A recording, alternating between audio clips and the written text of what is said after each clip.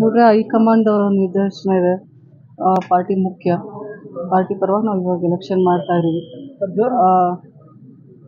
ಕಳೆದ ಒಂದು ವಾರದಿಂದನೂ ಹೈಕಮಾಂಡ್ ಅವ್ರು ನನ್ನ ಸಂಪರ್ಕದಲ್ಲಿದ್ದಾರೆ. ಪಾರ್ಟಿ ನಿಮ್ಮ ಜೊತೆಗಿರುತ್ತೆ ಮುಂದಿನ ದಿನಮಾನದಲ್ಲಿ, ಯಾವ ಕಾರಣಕ್ಕೂ ಕೈ ಬಿಡಲ್ಲ ಅನ್ನುವಂಥ ಒಂದು ಭರವಸೆನ ನೀಡಿದ್ದಾರೆ. ನನಗೆ ಭರವಸೆ ಬೇಕಾಗಿರೋದು ನನ್ನ ಜಿಲ್ಲೆಯ ಎಲ್ಲ ಕಾರ್ಯಕರ್ತರನ್ನು ಒಂದು ಶಕ್ತಿ ತುಂಬುವಂಥ ಕೆಲಸ ಮಾಡೋದಕ್ಕೆ ನನಗೆ ಆ ಭರವಸೆ ಬೇಕಾಗಿತ್ತು. ಆ ನಿಟ್ಟಿನಲ್ಲಿ ಮುಂದಿನ ದಿನಮಾನದಲ್ಲಿ ನಾವು ಇರ್ತೀವಿ ನಿಮ್ಮ ಜೊತೆಗೆ ಅಂತೇಳಿ ಹೈಕಮಾಂಡ್ ಆಯಿತು, ನಮ್ಮ ಮಾನ್ಯ ಮುಖ್ಯಮಂತ್ರಿಗಳು ಹಾಗೂ ಉಪಮುಖ್ಯಮಂತ್ರಿಗಳು. ಏನು ಭರವಸೆ ಕೊಟ್ಟಿದ್ದಾರೆ ಮೇಡಮ್? ಅದು ನೋಡಿ, ಅದು ಅವ್ರಿಗೆ ಬಿಟ್ಟಿದ್ದು. ಅದು ಏನು ಭರವಸೆ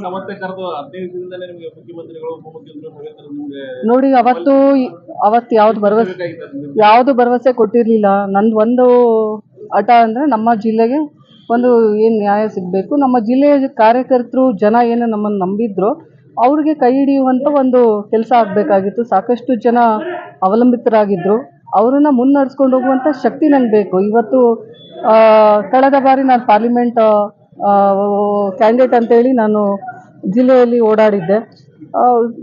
ಜನಕ್ಕೂ ಕೂಡ ಅದು ಒಂದು ಆಸೆ ಇದ್ದಿದ್ದರಿಂದ ಮುಂದಿನ ದಿನಮಾನದಲ್ಲಿ ನಮ್ಮ ನಂಬಿದಂಥವ್ರನ್ನ ನಾವು ಕೈ ಹಿಡಿಯುವಂಥ ಕೆಲಸ ಮಾಡಬೇಕಲ್ಲ. ಇವಾಗ ಸ್ಥಾನಮಾನ ನಮಗೆ ಸಿಕ್ಕಿಲ್ಲ, ಇವತ್ತು ಅವಕಾಶ ಸಿಕ್ಕಿಲ್ಲ ಅಂದ ತಕ್ಷಣ ಅವ್ರನ್ನ ಕೈ ಬಿಡೋದಕ್ಕಾಗಲ್ಲ.